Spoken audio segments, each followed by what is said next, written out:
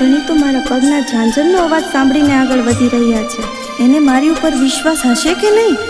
લાવે ખાતરી કરવા મારા પગના ઝાંઝરનો અવાજ બંધ કર્યો. માતાજી, આપણે ઘણોય પંથ કાપી નાખ્યો, ઘણાય ગામડા વટી ગયા હો. અને આ જોવો, રાજપરાનો વનવગડો આવી ગયો. હવે થોડુંક આગળ હાલશું ને તો હમણાં ભાવેણાના મિનારા દેખાવા માંડશે. એ હાલો માતાજી, હાલો. ખોડલની લગની લાગી,